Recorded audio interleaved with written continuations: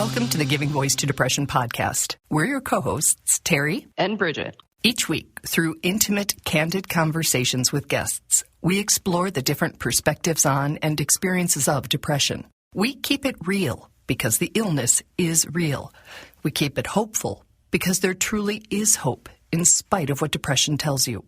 We're not experts or therapists. We're sisters and best friends who live with depression and have interviewed hundreds of others who do as well. By sharing personal experiences, we can all learn from each other that while depression convinces us that we're utterly alone, that our best days are in the past, and that we won't experience joy or hope again, those thoughts are symptoms, not truths. Hearing others shamelessly discuss their mental health journeys provides information, connection, and hope, taking away some of depression's power. Hello, Terry. Hello, Bridget. So, I don't know about you, but my mental health tools are getting pretty worn out during this pandemic. I'm trying to make sure I sleep well enough and stay in contact with my support network, including you, to the extent possible these days. I'm making and keeping regular therapy and doctor's appointments, all those things, but I'm definitely worn down in a different way. I think even those of us who identify as introverts are struggling. I can't even imagine how challenging a time this must be for people who thrive in social settings. And thinking about that led us to search for some tips or tools that might be new to what we call our mental health toolkits. And we found just that in an article titled 7 Ways to Stay Steady with Bipolar Disorder in 2021 at healthcentral.com. which is a great online resource. The ideas may or may not be new to you, but we hope this discussion with the article's author, Jennifer Tzeses, will nudge you to consider focusing on how you're doing, really doing, rather than just pushing through another day or week without making that assessment that could provide needed information for your mental health management. So here is Jennifer giving her voice to depression. Okay, Jennifer, so one of the reasons I wanted to reach out to you, while we address bipolar disorder, because of course it's related to depression and involves depression, I think everything in your article is applicable to somebody with depression, probably anxiety, and a number of other mental health challenges. Basically, we just think it's good advice. So if you're willing to talk through your article, we'd love that. Absolutely. Okay, so the first thing you say is mind your signs, and we would probably call them warning signs.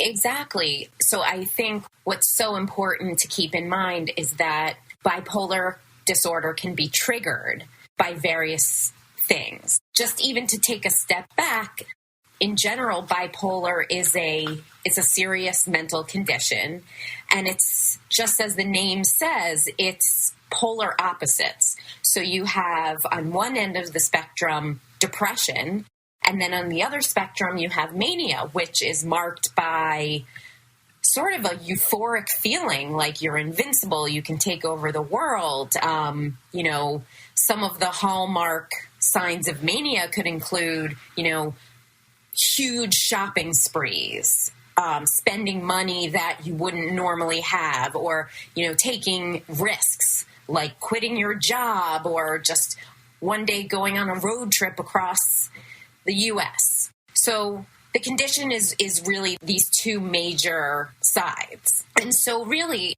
to get ahead of it, it's a great idea to be on top of your triggers.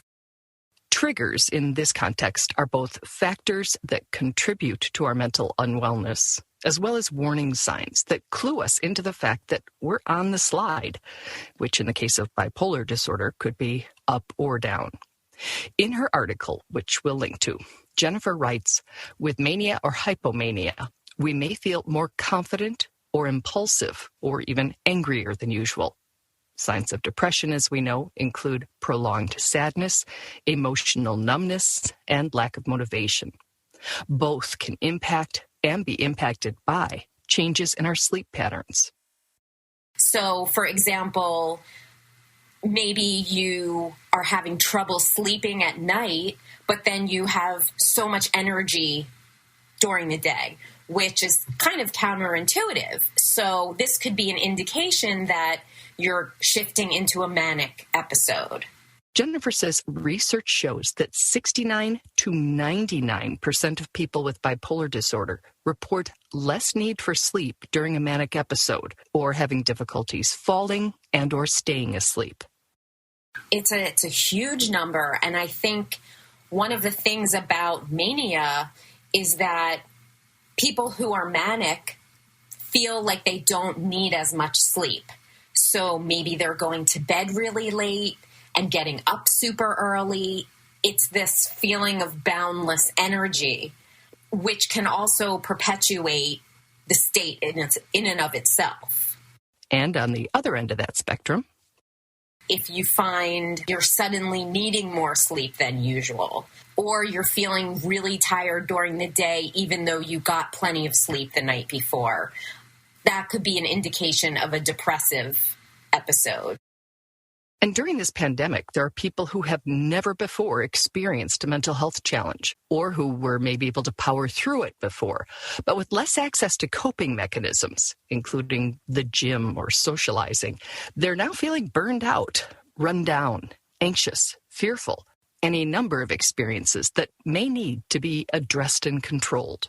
Let's be honest. I mean, this hasn't been an easy year for anyone. I think many people are experiencing depression and having trouble getting out of bed, sleeping longer. You know, it can be debilitating. I have someone in my life who I'm very close with, who I've seen in a depressive state, and it can be scary. I've found them curled up in the fetal position in bed. They don't want to shower. We'll go out to lunch and, you know, she'll put her head in her hands on the table, just wanting to sleep. And, you know, it can be really scary. For them too, I assure you. Yeah, absolutely. But here's the thing about sleep. It's not just an indicator of a potential problem. It's also a variable that we actually have some control over much of the time.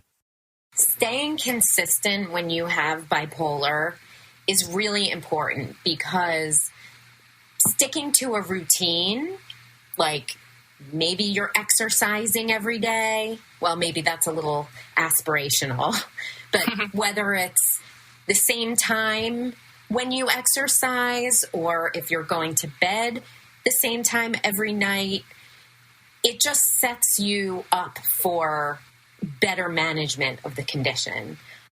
Which brings us to our favorite part of Jennifer's article, the suggestion to keep written track of some of the key factors that affect and reflect our mental health, like maybe what time you've been going to bed, how long and how well you sleep, what your mood's been like, how much you've been drinking or using other recreational drugs, how social or connected you've been able or willing to be, or whether you've had the motivation to stay on top of your hygiene, household, or work responsibilities.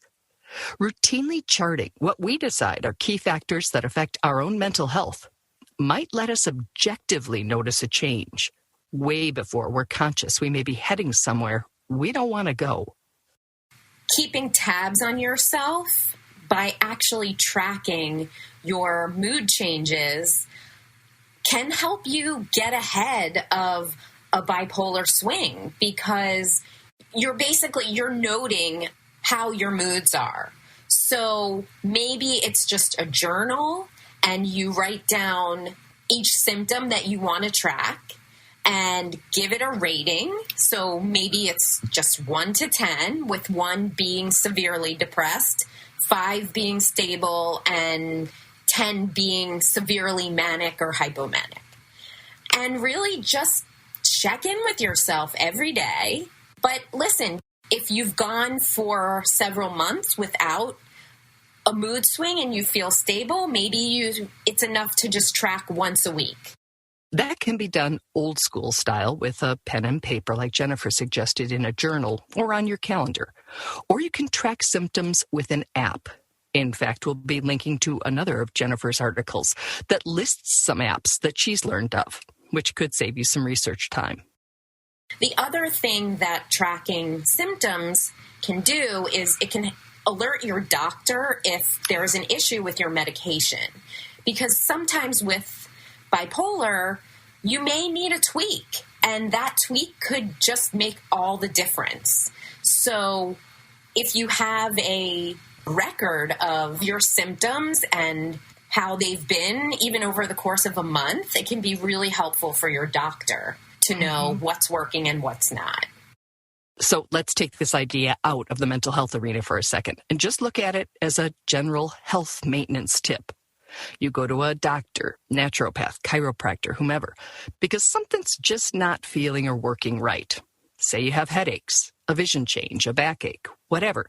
When asked how long you've been experiencing your symptoms, it'd be much more helpful to answer, they started last Thursday, than to say, I don't know. Same with the shift in our mental states, right? Absolutely. And really, it's an easy thing that you can do. Maybe to get yourself in a routine of doing it, you, before bed every night, at the same time, you give yourself just 5 minutes. It can really go a long way towards helping you better manage the condition. Personally, I haven't had a serious depressive episode in a long time, knock on wood, but I'm doing a lot of things to avoid them, and I've learned a lot from our guests that has helped me. But I do notice dips some days, and I will put a number on my calendar, because I think if there's a series of lower numbers instead of the ones I'm used to or want, I need to be aware of that. And if there are just a couple of them, that's life. People have ups and downs. I get that. But if there's a whole bunch of low numbers in a row, now I know I've got to pay attention. It's a good exercise. I mean, let's say you've been trying to lose weight and you can't figure out, you think you're eating well and exercising, but nothing's changing. Keeping a food journal could also help you figure out. It's sort of, it's almost like a map in a way to your condition. Great information for ourselves and any professionals, peers, or others on our support team, should we need to include them in our care. Of course, if we don't keep routines to indicate what's normal for us, there's really no way to notice changes or slips. Because if anything is out of the ordinary, you have a barometer for your state of normalcy, if you will. And let's be honest, it's easier to be honest about not having maintained your sleep, meals, or exercise schedules than it is to personally assess your mental health, especially when a symptom of depression is an inability to see yourself and your situation clearly or objectively. And having a record of that kind of information could also make it easier to support someone with a mental health challenge, or to allow someone to support us. Noting a change in documented behaviors would likely be a safer and better received conversation starter than if you were to say something like, hey, you're being really impulsive or angry or withdrawn or any other symptom. That kind of comment can be really hard to hear without getting defensive. But imagine saying or hearing, hey, I just checked your sleep schedule for the past week and it's really changing. You okay? That'd be better received, and it'd be harder to argue with. Listen, not everyone wants to own up to the way they're feeling. Sometimes putting it out there makes it real. So these are just small, measurable things that are easy for someone to keep track of. And they set you up for success because you're really knowing yourself, and therefore you will know when there is some sort of fluctuation. Yeah, Terry, if it isn't easy these days, I'm not going to do it. So I go with the simple little frown face on the left margin of my daily calendar. And like you, if I see a few of those frown faces in a row, I kind of roll up my sleeves and ask myself about my self-care and how I'm doing and how I'm sleeping, which brings me to my other great tool, which is the Fitbit, because I am an insomniac and it tracks when I fall asleep and how long I sleep. and the quality of my sleep. So between those two, that's how I track myself. I think it's good information. I understand nobody wants another task to do. Exactly. It helps us monitor this and can keep us from sliding. I was delighted when I read it. I just thought, I can totally do that. If I just I fortunately don't have bipolar disorder, so I just have to worry about my depression.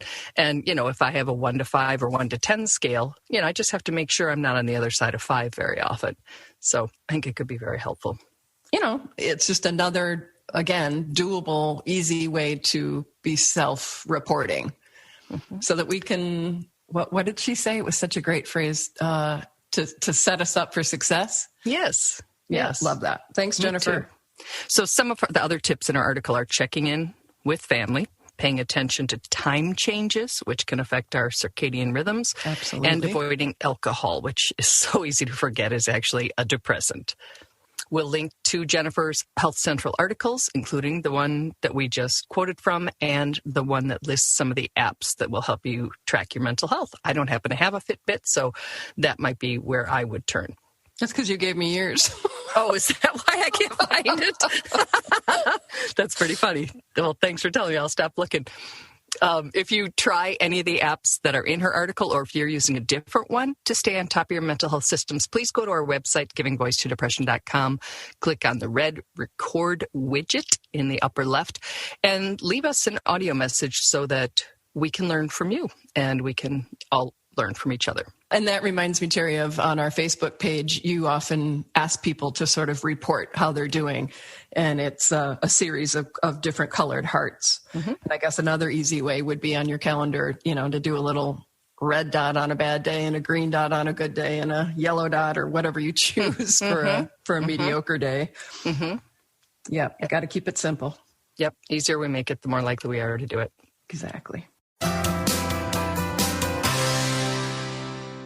We truly hope that our podcast brings a little more understanding, helps you better articulate your experience of depression, or better understand how to support someone else's. We invite you to join us for daily posts on the Giving Voice to Depression Facebook page and on Twitter and Instagram at Voice Depression.